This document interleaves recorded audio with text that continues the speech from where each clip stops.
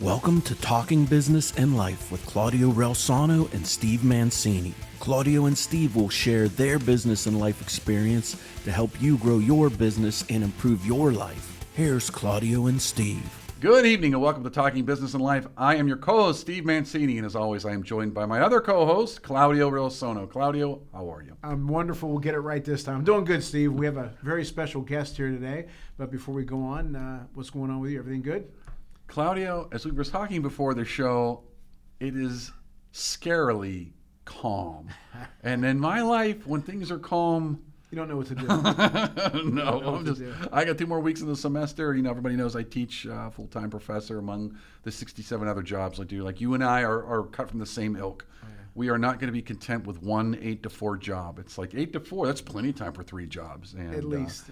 When it's calm, I'm like, I told you my goals are to be board stiff, and that's never the case. Yeah, I can't. I'm not wired for it.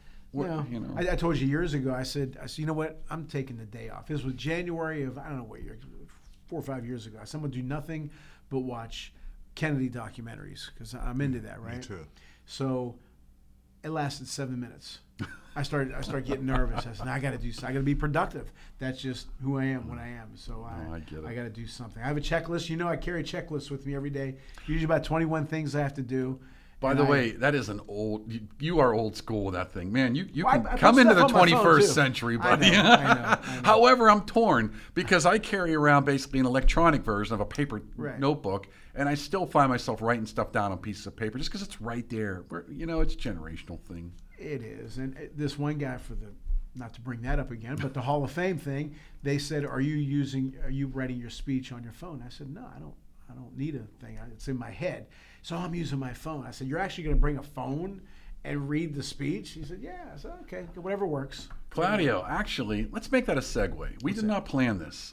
Real quick. Give me the date, the time, and the congratulations again. Let's do that really quick. Because I think it's an important event. I think it's important for the community to support these types of events. If you're in the Pittsburgh area and, you know, it's just a nice night out. And I think that food's pretty good. Well, right. And there's not a lot of events. When you look at a calendar of things to do, these types of events are rarities. So why not come and enjoy it? Tell us a little bit more. June 18th at the Station Square Sheraton Inn, the National Italian American Sports Hall of Fame Pittsburgh chapter. They are having their 39th awards ceremony. And they induct, I should have brought a list, but like the Dan Marino Sr. Union Man of the Year, the Joe Natoli Community Man of the Year, which is Nick Redondo, who was on our show. He is the Fathers for Fentanyl. He went to the White House and talked about his program, and great guy, so he's honored. Head coach, the coach of the year is Mike Isolino from the Sewickley Academy. Then for the Hall of Fame is Gino DeMarco, who just retired from Geneva College, head football coach, and Frank Signetti Sr., who passed away a few years ago. His son obviously just won national championship, and his other son, Frank Jr., I believe, is working for the Steelers now. And then I'm inducted, so I'm excited about that. Not trivial company. Congratulations again. There's, as I said, people like Dan Marino, Joe Montana, Bruno Sammartino, Franco Harris, Rolly Massimino's in it, Ray Boom Boom Mancini, who's a guest on our show. So, see, I can't be in it because I don't think I'd fit any of those categories. So I got to join a union and start busting heads. There you go. But I'm very honored, as I said. To me, it's a present to my parents, present to my family, present to my friends and my players. And there's an old Italian saying: if you ever see a turtle on top of a fence post, you know he didn't get there alone. So I gotta go. Grateful. Joe, we love that one. Yeah, I'm very grateful for sure. So I'm excited about it. Very excited. But we have a great guest today, someone who is a giver, a guy who gives a lot, a guy who really cares about his community.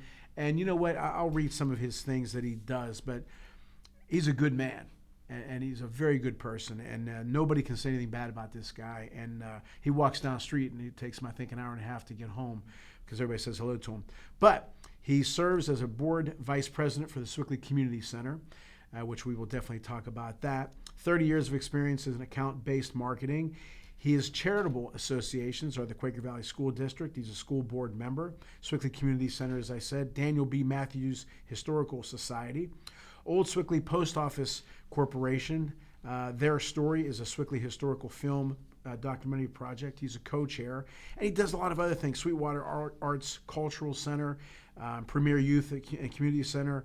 He does a lot. Like I say, he gives a lot. And his name is Mr. Stratton Nash. Stratton, thank you so much for being on the show. But I'm going to ask you a quick question. Sure. The church across the street from Herbst. Yes, Do you remember a Reverend Earl Harris? I do. I love that guy. Yeah. And if I talk about him too much, I will get emotional. We were very good friends.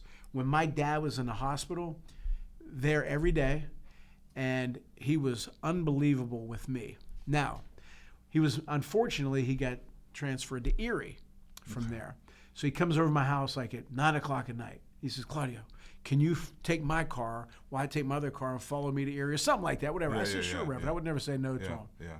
Beautiful wife, too. Wonderful lady. Yeah. So I did it. And you know what his wife told me? She said, give him a hug now, because this might be the last time you see him. I said, why is that? He loses everything. He loses, because back then, I don't know if we had no, this is 91, we didn't have cell phones. I don't know how to get in touch with the guy. Do you know where he's at? No, well, what year was this? 80s? That was in 91, 92. I don't. I was about to say, I thought I saw him believe it or not, I was in an apartment building. No, he moved. He went to Erie, then he went to, I think, Alabama. Oh, really? Okay. Because I saw someone in an apartment building around 1989, and it was a former, and I got them mixed up because there was a few in succession, right, at the St. Matthew's Church, right? 4 or 5 years, and then they move on. Yeah. But I don't know where he is. But I do have, as you know, I have contacts for people I would appreciate that so much, because I love that guy. I will. He was a good man. Yes. And sincere. And I know who might, if anyone would know, it probably would be either Mrs. Zacharias or Peaches Gloria, which is her daughter, who is a historian and is one of the key people in the Daniel B. Matthews Historical Society, which I'm overseeing.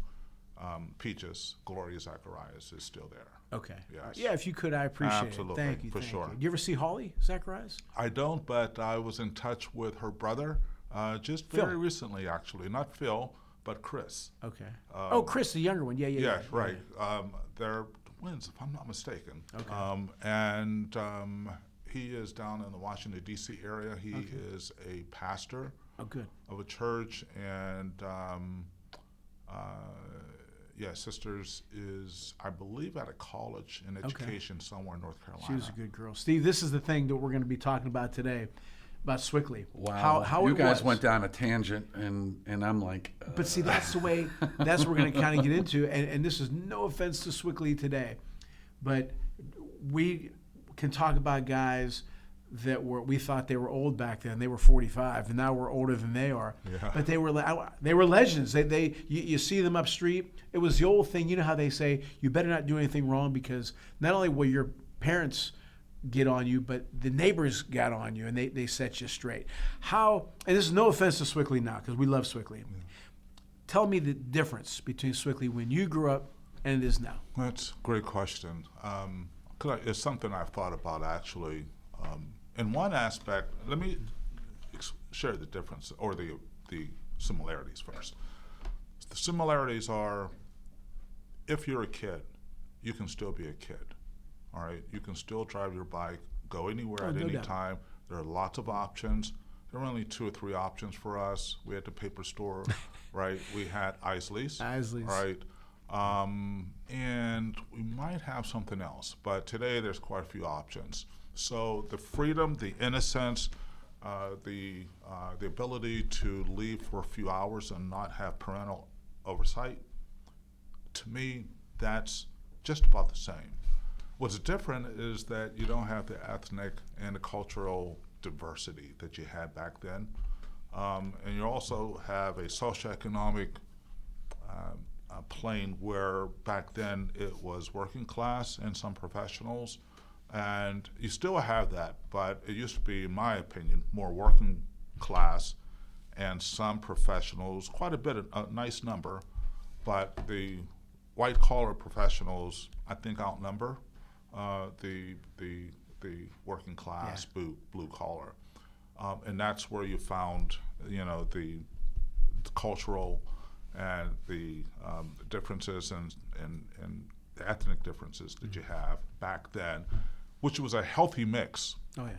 Which again goes back to why we're doing this film documentary, because it depicts, in our estimation, it depicts an idea of what a town could or even should seek to be. Great line.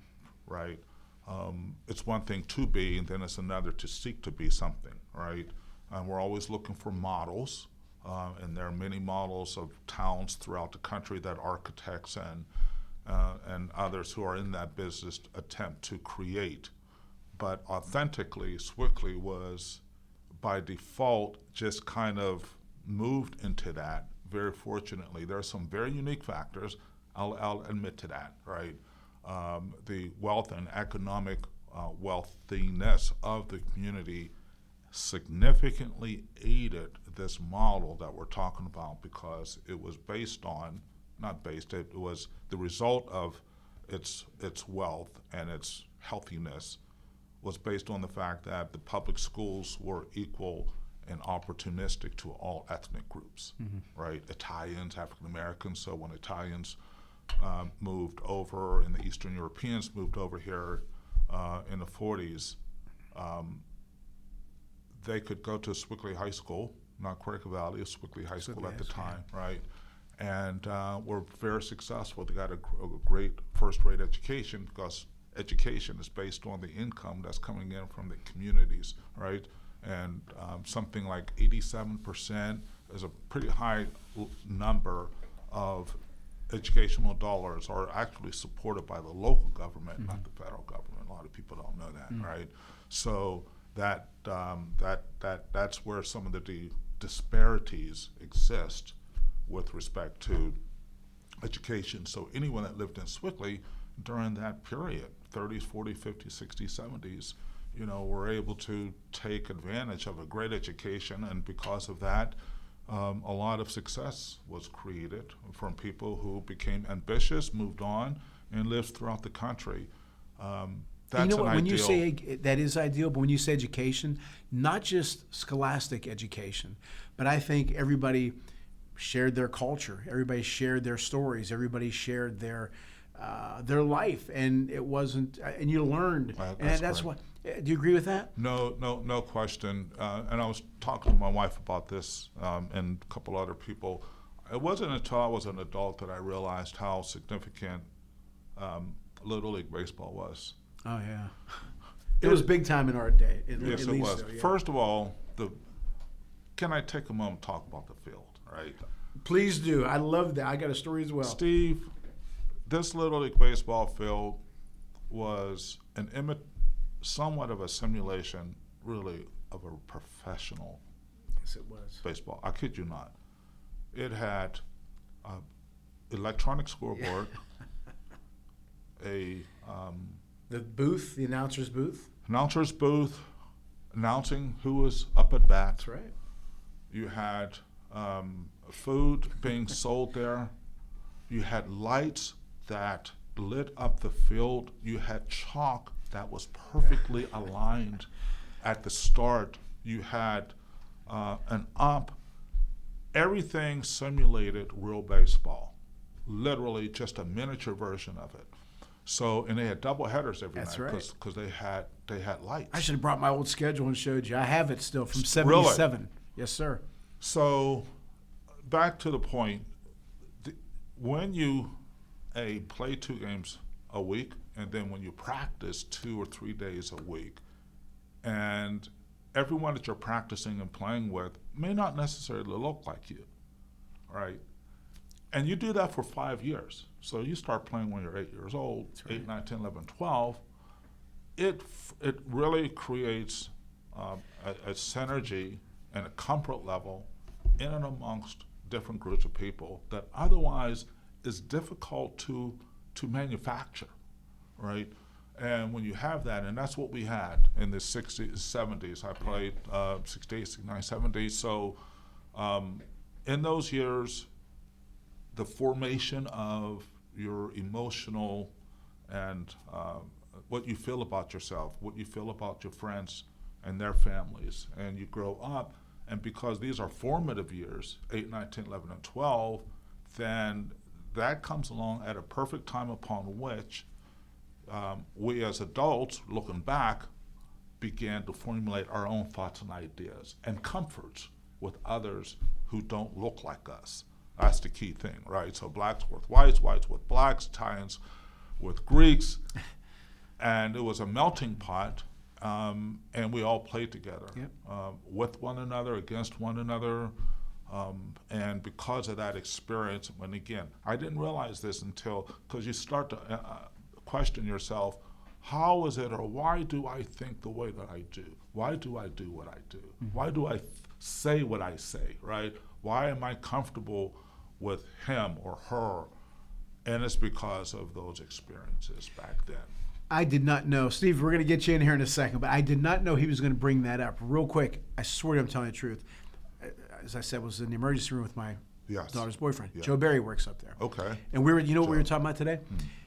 Joe and I have been best friends since we were little kids. So I said, you do remember you are the reason you pushed me to play Little League. So I remember. I went to that field that Strat's talking about, and I went there, and I said, I can't play here.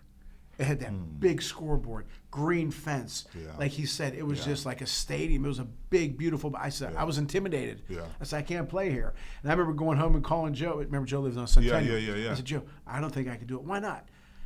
I don't know if I'm good enough, man. This is big time baseball. We were little kids. I was 9. Yeah, you were intimidated. But I was intimidated by it. But it was a beautiful field, and to this day, I still go. Remember, the old field was by the boulevard. Then I was the first team in '82 to play when it was close to the hill. Right. And then they tore the damn Little League field down, put a parking lot there. There's no baseball field there now, but to this day, I will go around there and walk. And I'll be very honest with you, and I don't want to get too emotional here. When I found out that, you know me, I'm corny, when I was blessed enough to get voted into that Hall of Fame, I went to the old field. Wow. And just walked around. And remember my parents there and my friends and some games and some hits and some errors. And then when I was a head coach in '88 and all that. And but what he just said, man, was perfectly said. And don't forget about the gathering at Tony Costanza's shoemaking place. Albert Ellis used to work there, remember? But there was you talking about melting pot. Yeah. It was Sewickley was special. But Steve, I'm sorry. Go ahead. Is this thing on? No, no. But I want to add 2 things. One, I was in the military for a lot of years. Okay. And the military works exactly that same way. And what it ultimately comes down to, the one thing that causes people so much discernment, there are 2 things I should say. One is we fear what we don't know. Yes. So you get a comfort level with folks that don't look and talk and act like you. Right, You say, right. it's no big deal. Yeah. The other thing is if we don't have a unified purpose, then we don't unite. Sports, or in my case, I played sports, but military is a unifying purpose. You all have a mission. And I don't care what you look at. We got to get from point A to point B, and I don't care about anything else. I don't want to hear this. I don't want to hear that.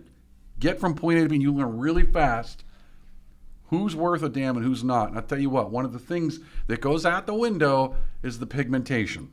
And it really does. And by the way, I grew up, Pittsburgh's Little Italy, but I went to a Catholic school, and we actually had, in fact, it's the only yearbook I have is when I was in the 8th grade. And, now you look back at that, and, we had, at the time they were refugees, like the Hmong people when they came over after the end of the Vietnam War. Yeah. People, when I say I don't want to confuse immigration from those days with today, but there were legitimate refugees that were coming here, and Catholic schools they would bring them in there. So you were, to your point, now you're 10, 11, 12 years old, exposed to culture you would never, ever, ever have been exposed to, ever. That's right. Yeah. And now I remember going over this one guy's house, and he was from, I can't remember what he was from, South America, but I remember it was the first time that I actually tasted authentic food from South America, and I was like, and it was good though, but it was, I never would have tried it. Yeah. And it's those little moments that affect, later on in life, how you'll see people. Because the minute you want to say they're all bad, you go, no, they're not.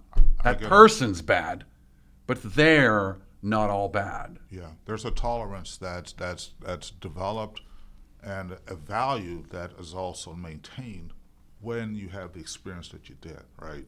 So, grew up on Hill Street. My dad worked for Equitable Gas Company. My mom worked in town, and there was a older Italian woman who lived 2 doors down from us. Every day she wore black because her husband passed. And she saw my mom walking by at the same time every single day. And she surmised in her, and she saw my brother and I coming home from school. In her head, she surmised that my brother and I are going to school, my dad's working, and she's coming home, my mom, and cooking dinner. She was right. She started cooking Italian food, casserole dishes. And once or twice a week, she would ask my mom, who was walking from Nevin on Hill Street to our house, she would just gesture, give my mom a casserole. To this day, Italian food is my favorite food. But that's the community, though, right? That's what I'm talking about. I could give a number of examples. There was a kid who used to come from Los Angeles because Sewickley was safe and interesting enough for many grandparents that their kids or the kids' kids would come and spend the summer there. So one kid would come and we would go to the restaurant where Sidelines is now, right down the street. He and I would sit, this is the 60s, Steve, we would sit at a restaurant table and order for each French fry, cheeseburger, and Mountain Dew. I didn't realize how special that was until I watched a movie called Remember the Titans, and they talked about the friction, the racial friction that occurred in the late 60s. So when I saw that film and I saw the credits roll, I'm thinking, okay, where was I? Because I thought it was the 40s.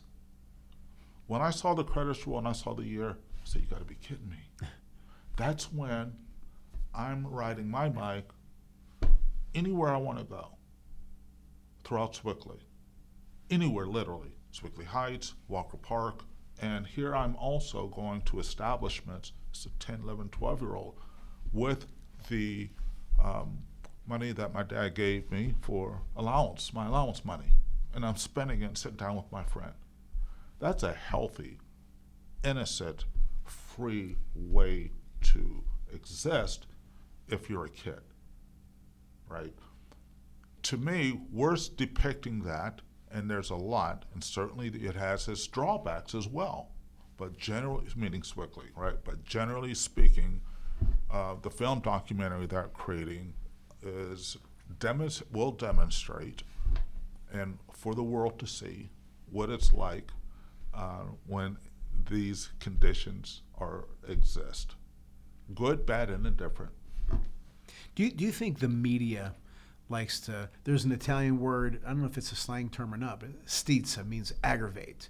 Do you think the media likes to separate and stir trouble? Well, media likes chaos. Chaos. People like chaos too. I guess they do.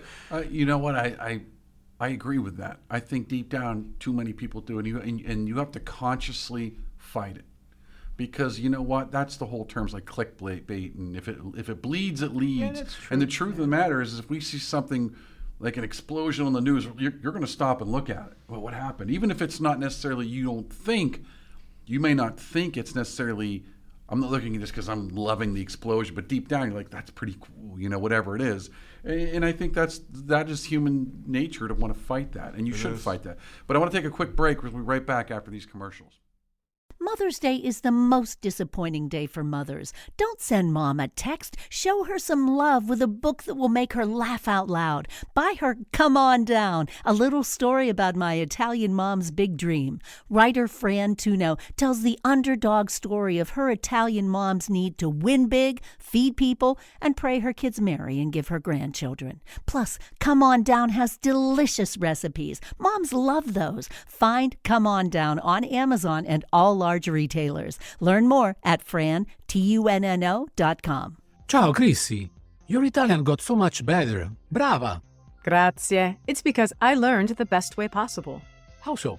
Well, I learned that with apps, grammar books, and even YouTube videos, I could only get so far. I had to immerse myself. I noticed I did best when I was in Italy visiting family. That's where my level really soared. And wow, did it work? Thanks. I became much more confident, fast. That's why I created Footsteps Through Time. It's an Italian language experience. You don't just take Italian classes, you immerse yourself in a real Italian village. With lots of fun activities and excursions, it's life-changing. I see. So, no more boring grammar, impersonal apps, just real conversations, real culture, and delicious food, of course. Exactly. I'm so excited about this. Learn Italian by actually becoming part of the local community for a week and living it. So if you've been dreaming of Italy and the language, check out Footsteps Through Time in Italy.com. Book now and join the experience. Andiamo! Thanks to Greater Pittsburgh Travel. For any of your travel needs, let Tom and the team at Greater Pittsburgh Travel know, and they'll take care of you. For more information, call 412-331-2244 or visit their website at www.greaterpittsburghtravel.com. And we want to thank the Calabria Club of Pittsburgh. If you're interested in learning more, you can find their contact information on Facebook at Calabria Club of Pittsburgh. Again, thanks Domenica and the team at the Calabria Club of Pittsburgh for your support. Hello, everyone. My name is Claudio Reilsono, and I am the author of the book, Lead from the Heart Up, Not the Neck Up, How to Create a Positive Winning Culture on the Field and in the Office. My years as a head baseball coach and a general manager of a pro baseball scouting company, I know that my leadership experiences that I've included in this book will help you become a better leader. You can get the book at ClaudioReilsono.com. Speaking of ClaudioReilsono.com, you can listen to my show, The Claudio Reilsono Show, where I've interviewed such legends as Mario Andretti, Dick Vermeil, Rocky Blyer, and many, many others. And I also have an entrepreneurial program there talking about my entrepreneurial experiences. So hopefully that will help you, and hopefully you will enjoy that. And also, Sports Corner, hosted by Ralph Williams, co-host with myself, Jim Frazier, and Luther Dupree Jr. We appear on 92.5 FM, 1250 AM, The Answer, Salem Radio, every Saturday here in Pittsburgh, 2 p.m. to 3 p.m. I hope you enjoy the show. I hope you enjoy all the shows, and I hope you enjoy my book. We'd also like to thank Chris Gonzalez from the Knights of Columbus. If you have any questions about joining the Knights of Columbus, reach out to Chris Gonzalez at 412-605-9074. All right, welcome back. And Claudia, we got a very interesting guest, somebody from your neck of the woods. But I want to go I'm from his neck of the woods. Well, he's older than me. I got a couple old timers. I told you he was a good man, though. I got a couple old timers in the studio here. So what we're going to do is we're going to see if these fellas can remember something. You know the thing that's nice, though? We're saying names. No offense to the and other our people listeners that are have like, been why here, are you saying these names? But we know right. he talks about Nevin. Why no Nevin? I mean, we're talking about stores and restaurants and stuff like that. And I've never, as he knows, I live in the same house I grew up in. But he's saying these things about the field, and it's like, oh, damn. It's like, but you know what? I want to go back and nice, touch on something on a bigger picture, because I do want to talk about the documentary. But I want to ask you, because you know, you were very quick to point out, hey, this is what I really like about the town now, is it still kind of has that small town, what I'll call feel. Yeah. And there are a lot of places that used to be like that. But I guess this is kind of a big question, but what's changed in your mind in society that it's not easy to find those types of what I'll call just innocent zones? I mean, my God, you've got people dressing up in dresses and reading to little kids in libraries. Like, why can't society be content with that anymore? That's a great question, Steve, and I'm not even sure I could bring a really qualified answer, but I'll certainly try. If you know that what you have is worth preserving, I think as a person, as a father, mother, grandfather, grandmother, citizen of that town, if there's enough, they're going to, in my mind, they're going to recognize that this is worth preserving and and understand and know that it is healthy and good, and that it is worth whatever it is that's needed to maintain its attraction, its balance. I'm saying that because that's me. Okay, and I know many others are the same way. As an example, the film documentary, I know we're going to get to that, but I mentioned to Claudio that how we started was showing African American photos during a presentation at the Lindsay Theater in Sewickley 4 years ago. And the reason why we showed the pictures was because currently Sewickley's African American population is less than 5%. If you live here now, you don't know that, right? All you know is that what you know, and that there's a transiency where I read something somewhere, I'm still not sure if it's correct, where that 10% of the people that lived in Sewickley 80% of the people were not there 10 to 15 years ago. Even if it's half that, that's a lot of transiency. With transiency, you're going to lose, right? You're going to lose what was once there. Claudio mentioned the other day, he said in so many words, he says, you know what, we don't have the families that are generational over periods of time. That loses, right? That consistency is lost. That's understandable. This is a new era. However, for those that maintain and live in the town throughout, and they know what it was like and they know what made it special, you try to preserve that the best that you can. Once we started this movie, as an example, we didn't pull it off, but I'm still hoping maybe to do this. I called 3 of my Italian friends and I said, you know what? I love what we did here. I would like to do the same thing. Let's consider doing the same thing for Italians. Hold on. I'm going to jump in right there. And you go ahead. You got my backing on that one. No, because it goes back to something that's near and dear to my heart, not just the Italian piece. However, I'm biased towards that. But it goes back to, if you don't remember the past, you don't understand who you are. The past is your roots. And that drives me crazy. By the way, I'm kidding on the Italian. It is near and dear to my heart. Me too. I don't care. Right. Me too. I'm serious. Right, no, but I don't care what it is. But to your point, you made something very interesting here. The transition just doesn't occur in Sewickley. Even the neighborhood I grew up in, they throw that word gentrification around. And I get it, But you have neighborhoods that were pretty good the way they were. Now all of a sudden they just change. And then when it's really good, people want to go in, and then they're going to pay more money. Now you chase the people out that made it good in the first place, and oftentimes they made it good with history. I grew up here. My parents grew up here. My grandparents grew up here. We all know each other. And so that now they almost get either priced out, chased out, they die out, or they just simply get bored, or they chase a job. Well, I think it could be all the above. But what happens, though, is we cut the roots because now nobody remembers. SOI, I go to SOI because I know who's going to be there. I know their people, and I know their people's people, right? And if I don't know them, I know of them. That brings comfort, familiarity, and more comfort, right? And that brings community. Mike's place. That's the word, community. It brings community. My daughter, and my wife gets mad when I say this, my daughter has a great life. We make sure that we give her the opportunity to have a great life. She's a great girl. I adore her. But she didn't have the life I had, okay? Now, meaning, again, I was with Joe this morning. I've known this guy since 1970. We're going to lunch Friday. I wasn't even born yet. Okay, probably not. But I have friends, Jimmy Zapparo, who I told you about. I've known Jimmy since 73 and stuff like that. But forget about that. He mentioned the Sewickley Community Center. My dad used to take care of the property at the Sewickley Community Center. I used to go with him. I used to hit rocks. That's where I learned how to switch hit. In the field, there's a baseball field there. And there was a basketball court outside and one inside.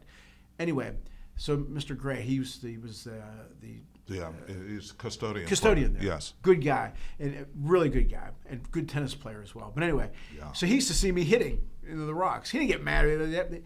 He said, "You know what? You play in Little League?" I said, "Yeah." He said, "Someone come watch you." And he came to watch my games, right? I was nervous as hell, but I wanted to impress Mr. Gray, but he was a good guy. He had a brown car, too, with a black top. I forgot what kind it was. Yeah. But anyway, my point is, my daughter was in sports and cheerleading and color guard. There wasn't I don't know, Mr. Gray was probably 45 at the time.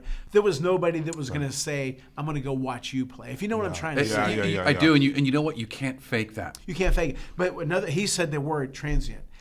I know I'm rare, and Strat's rare. Joe Baird, well, he lives in Ambridge now.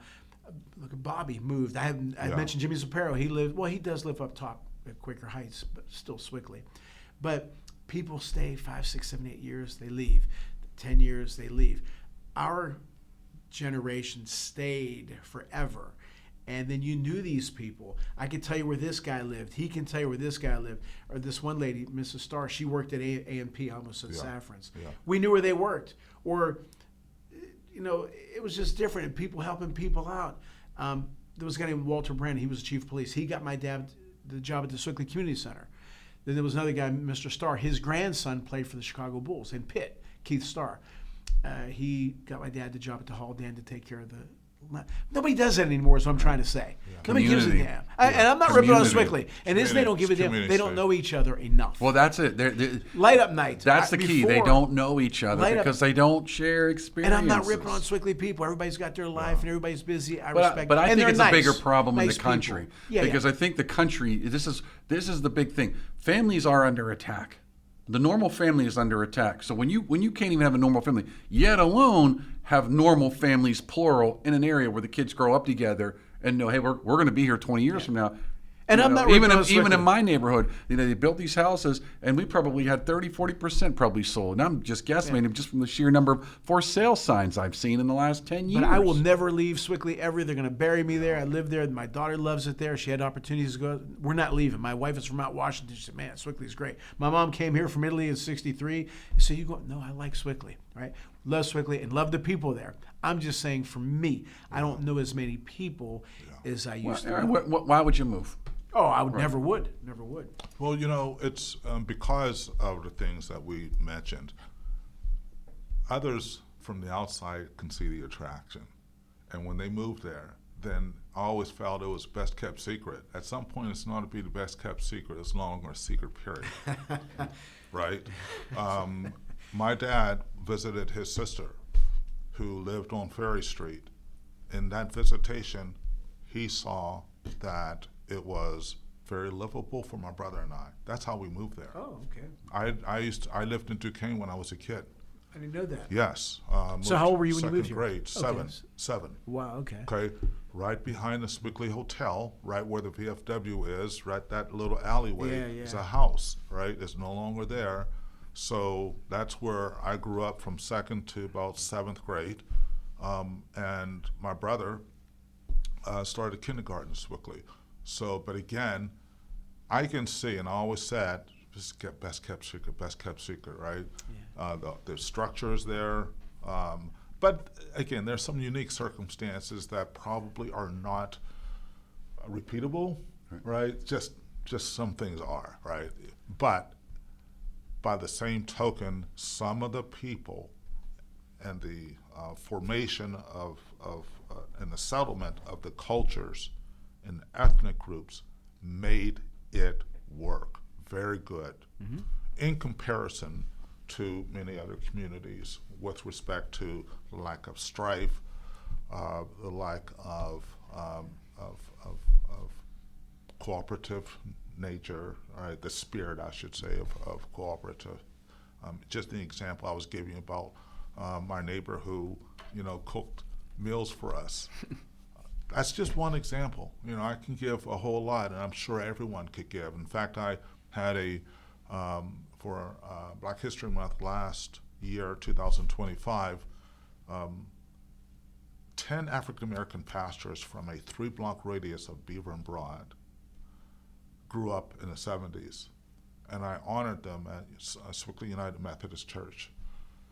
They all talked. I probably should have given a time restriction for it, because that thing ended up being 2.5 hours, man. I didn't mean for it to be that, but I should have put a 10-minute. I did. I should have controlled. I should have controlled the mic, right? But anyway, they all told the same stories. That's really what I'm saying, right? So you're hearing me say this, but if you talked and interviewed many others, you would hear the same thing. So it's just not me, right? You would hear from Claudio. We would talk the same way and talking about the same experiences right around the same time. Some things have changed, but those who live there recognize what's worthy of maintaining. And I think you mentioned earlier, you make a conscious, concerted effort to maintain. If you just hope and think that it won't. Nope.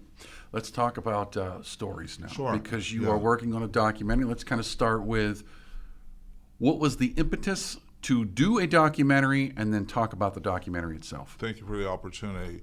The impetus was, I am on the board of the Sewickley Community Center, and we received a phone call about some pictures that were found in an attic of a home in Sewickley, and they brought them down to the Sewickley Community Center. Sewickley Community Center, I should add, is traditionally, historically, African American, from the standpoint where African Americans were not able to go to the YMCA in the 1930s, right? So the community center was established first as the colored YMCA, then the Sewickley Community Center.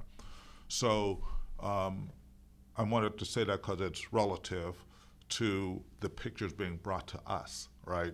So when they brought the pictures, I remember I didn't really know what to do with them, Steve. And I asked my neighbor, who used to be the president of the Sewickley Valley Historical Society, John Poyster. I said, John, what should I do with these pictures? And he said, Stratton, whatever you do with them, preserve them. I said, okay. So he put me in contact with a person named Shelley Murray, who has a business restoring pictures and preserving them. So she digitized the pictures, placing them in a cloud storage solution, and over a couple of years we began to, and again, perfectly in alignment with the Daniel B. Matthews Historical Society, which was, we're wondering at the same time, how are we going to preserve historical pictures and artifacts? So the solution came perfectly. We digitized the pictures, and after a while, a few hundred pictures were collected and digitized. And I thought to myself, said, you know what? Let's just have a pictorial presentation at the theater. Called the theater director, Carolina Thor, agreed, allowing us to show this picture presentation. About 100 people showed up, very successful. And one of the people that aided us in doing this, her name is Susan Kaminsky. This was 2022. December 2022, Susan said, Stratton, there's so much African American history, why don't you consider doing a film documentary? I said, that sounds good to me. I don't know how to go about that. So we got a team together. Make a long story short, the team came together. About 3 months later, we decided upon who was going to be in and who wasn't going to be in, right? Because it's a volunteer organization. So we aligned ourselves with the community center, Daniel B. Matthews Historical Society, developed other committee members to do the research, agree to it actually, and agree to what this film documentary was going to do and what the purpose of it was. Once we established that, we somewhat had a model to move forward on, and we were very fortunate, I'll say this, in that there's a woman, her name is Betty Cole. Betty Cole wrote a book, 700 pages, that she started in 1980 and it finished in 2000. And it was the African American story in Sewickley called Their Story. It was her daughter, Gwen Cole Strickland, who is my co-chair, who's the co-chair with me. So it's daughter of the original author, Their Story, right? So the movie, the film documentary, is not following the book per se. By the same token, 80% of what's in the film documentary is from the book. So that research that was completed and done previously gave us an easy way to collect information, identify how to continue with the film documentary. So, make long story short, we ended up just learning as we went along, finding an executive director after we figured what we wanted to do in June of 2022, or 3 actually now. And we are pretty much complete with the most of it, with the balance coming from voiceover, music, and audio quality. And as somebody who has done documentaries, international award-winning filmmaker, I have to throw that out there. So you said, right? So like Claudio says, if I don't tell you what I've done, you're never going to believe it. So I have to tell you myself. But I say that facetiously. But I do say this as somebody who's made films. It is not a trivial matter. And but the one thing that I would say that made it easier for me was it was a passion project. Okay. So let me ask you this: What was the drive? Like, what was, besides? Okay, we found these pictures. Yeah. It was a great place to grow up. What was the passion behind this? Like, what was the real driving factor? In my mind, and everyone on the committee feels that Sewickley's, our experience is a unique one. I intimated many of those unique qualities earlier, and as I mentioned, if you took a poll and you spoke to 100 people, there would be many commonalities in their story. And because of that, and you begin, as you get older, you realize what's now is not forever. And you begin to recognize that if you don't capture it, who will? Right. And if not, gone forever. That is, I cannot tell you how correct you are in what you just said, because the last one I filmed, I interviewed folks that were in Italy in their 90s that are survivors of the German occupation. And let's be honest, they don't have much time to go. You know, don't say that. We all got an expiration date, and they don't have much time to go. And I feel like, thank God I got it on film, you know, because when they're gone, they're gone. Yeah. And you may or may not have got those people on film because they're gone, but at least you preserved something, and Steve, now it's there. You couldn't have been more right. When we decided to, the first thing we did was immediately our minds went towards who are our elders, and we better get them. Yeah. Yes, absolutely. We were able to get 3 or 4. If we decided to do this 3 or 4 years ago, that number would have been bigger. Right? I know. I'm sorry, I don't want to cut you off. Yeah. I know exactly what you mean, because I missed a survivor from one of the brigades who fought by like a year. Yeah, I was like, oh. That's what I mean. My mom passed in 2022. Ironically, she passed one day before that picture presentation I was telling you about. She passed that Friday. The picture presentation was that Sunday. So she doesn't even know any of this.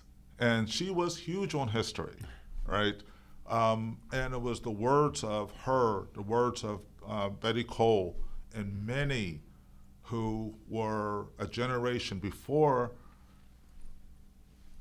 They're not in this, right? So we can speak in generalities about some of their experiences, and fortunately we're able to capture many, a few at least, of those who are still living, 90s, late 80s, and over 100.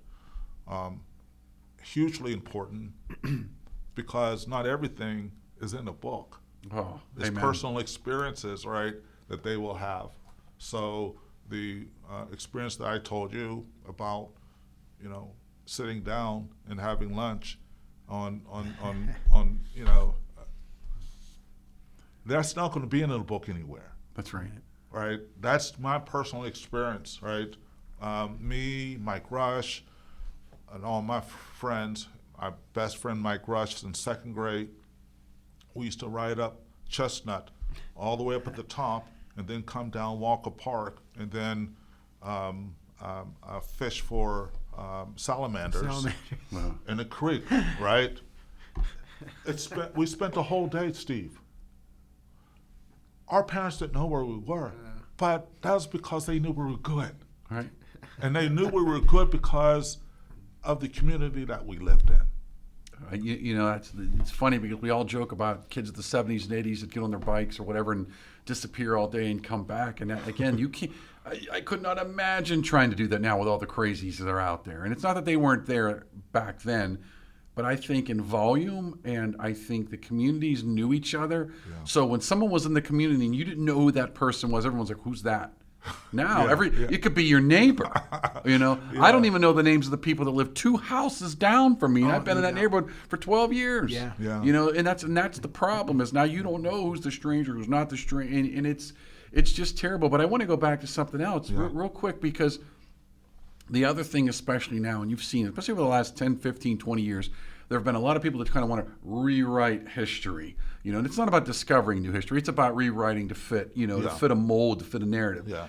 That is a huge part as to why it is so important to get it from the horse's mouth. Yeah. You tell me, and you were there, not this person who's going to come along 20 years and say, that's not what it was like. Well, how would you know what it was like? But now I got somebody who's going to tell you firsthand experience, this is what it was like, and you can't change history once you hear it from the person that lived it. That's exactly right. There's a correction, because I've even heard, I'm still learning.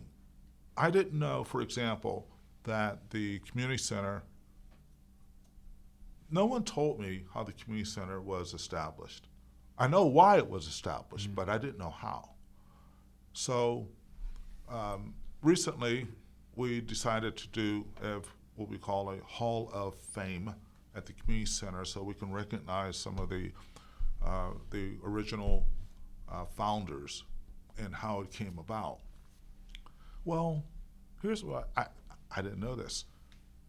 A white woman used to see black kids playing at the field that the community center is in off of 65. She bought the field, Steve, and gave it to the community center. Then her sister-in-law, a few years later, bought the building that's next to the field. That's how the Sewickley Community Center became the Sewickley Community Center. This was in the 30s. I didn't know that either. I confirmed it. It was in Betty Cole's book. Mm-hmm. So I thought that needed to be told. So when we created the Wall of Fame, I made sure that was framed in the plaque. Oh, right? That's nice. That is nice. Yes. There are many stories like that. It's funny. It goes back to what we were talking about before. You watch the news, you think the world's going to burn down tomorrow. You forget there's a lot of good people out there. Yeah. There's a lot.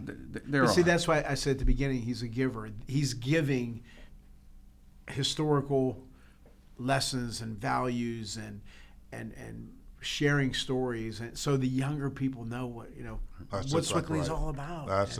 And I received that. The community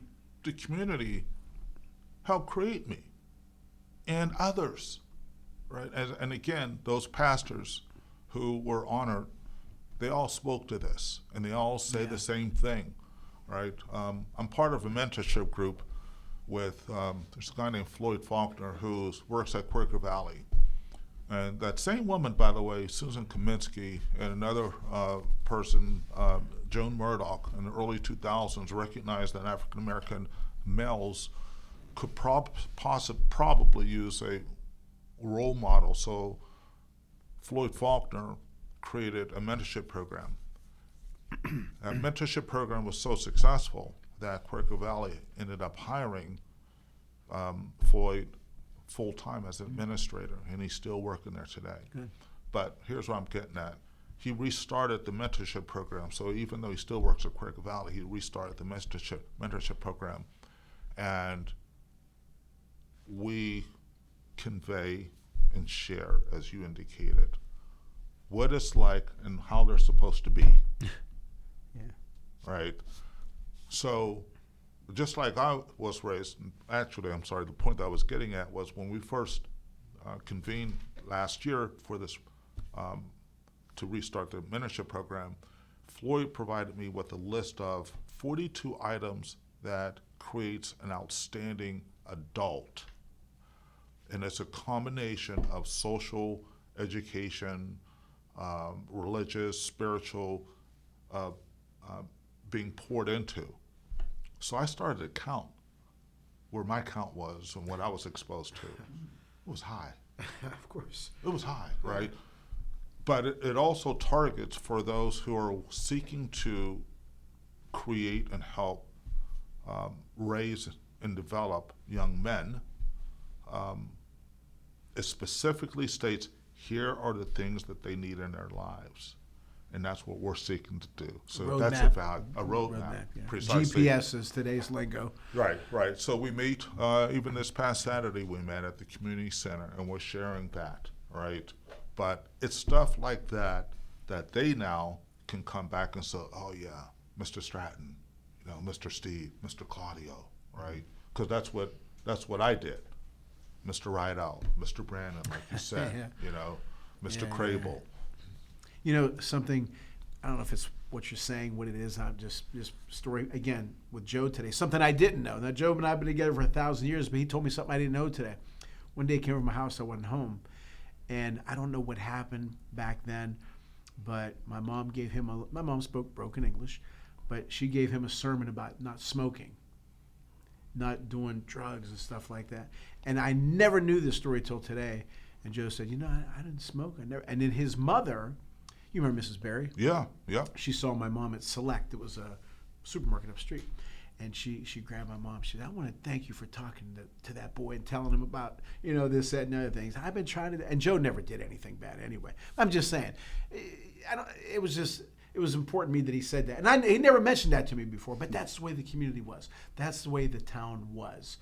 And You don't want to disappoint people. you don't want to disappoint. There's another guy that Especially when they know you. Yeah, that's what I'm being. Yeah.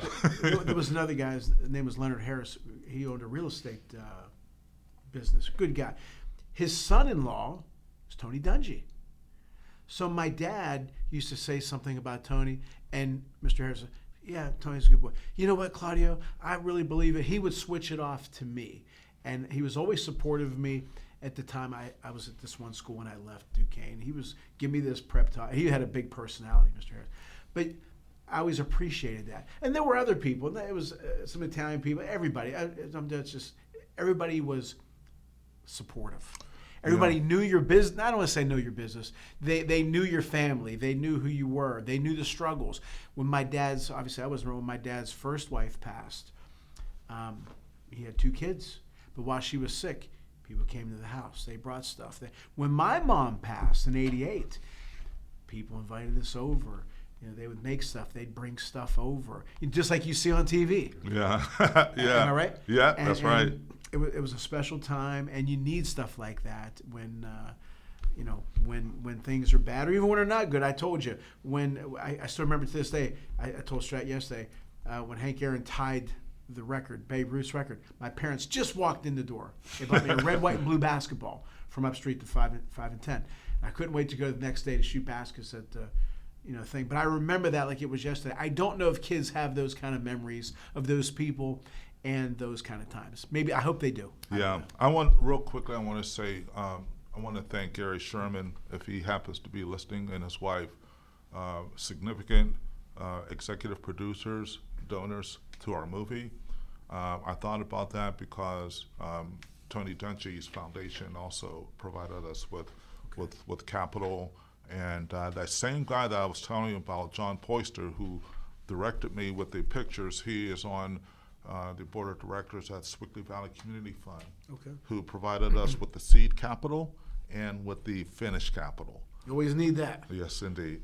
And where can people see it? Yeah. Give us the final thing Yes, on that. absolutely. We should be coming up in the last quarter of this year. Good. Well, we'll have you back on. Indeed, indeed. Didn't I tell you it was good?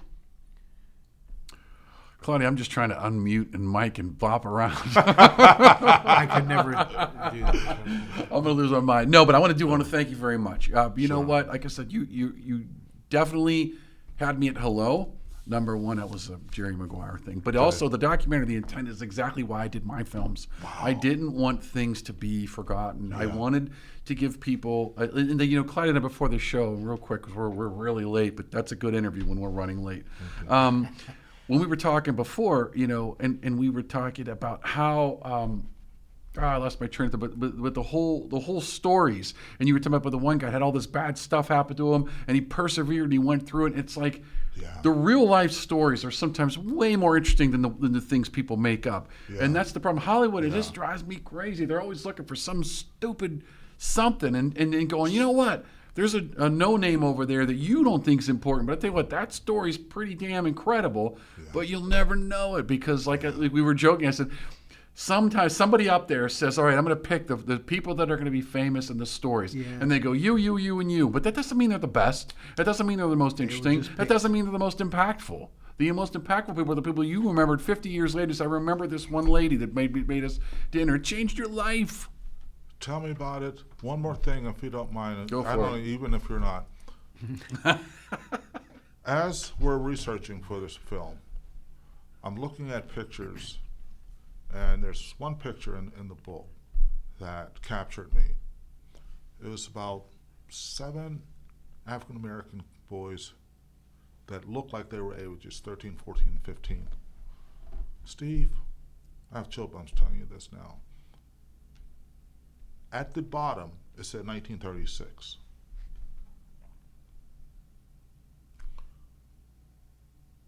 They were all posting or holding model airplanes in there like this. Old-fashioned hats on and stuff. I even think I know where the picture was taken. So, as I'm reading, I'm kind of a World War II buff a little bit, right? I said, wait, just a second. 2 or 3 of those 7 became Tuskegee Airmen. Wow. They were 13 and 14. Wasn't that in Herald? Didn't they show that picture? Because I was when you said that, I was going to say they. I haven't seen it.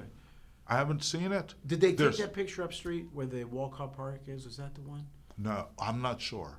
Okay. All I know is that because I don't remember a connection being made before. Because again, I'm a little bit of a World War II guy, and I know it finished at the community center with them. Tuskegee, like the few remaining people. Well. We've had, how recently? A couple years ago. Okay. Possibly, but that picture I've never seen anywhere else. Because it's an old picture. They have the pictures of the airmen, but not before the airmen became the airmen, right? They're kids. They're in the early 13, 14. So it timed. So I'm thinking, and I'm connecting dots here. I'm connecting dots that aren't documented. Of kids who were being not cultured, but potentially cultured, but certainly being given vision, a goal, and the possibilities. And you marry that with education, and you have possibilities, man. That's right. Right? So what happened was they saw education, they ended up being educated well enough to go through Tuskegee Airmen's engineering program, and they ended up protecting our country. How powerful is that? Wow. Incredible. No, that's what I'm talking about. And that is exactly what I'm talking about. The littlest decisions can have an entire ripple effect through time. That's exactly right. That's right. Sure. I'll end on that, Steve. All right. Audience, we gave you a great guest. We always do, but this was a little bit more special. And I enjoyed it even more so because he's talking about Sewickley memory lane. I feel See, like we an don't say it like outsider that. here. We don't say Sewickley, do we? Right? It's not Sewickley? You hear it on Sewickley. We say Sewickley. Sewickley. That's how we say it. But anyway, thank you to our audience, Stratton. Thank you so much. We appreciate you, brother. I appreciate you guys having me. I was excited from the time that you asked, so appreciate you very much, Thank you, Claudio. Steve. Always Steve. appreciate you. Appreciate it, guys. And as always, thank you, Mom and Pop. Talk to you guys soon. Thank you for listening to Talking Business and Life with Claudio Reilsono and Steve Mancini. Tune in next week for more impactful business and life experiences with Claudio and Steve.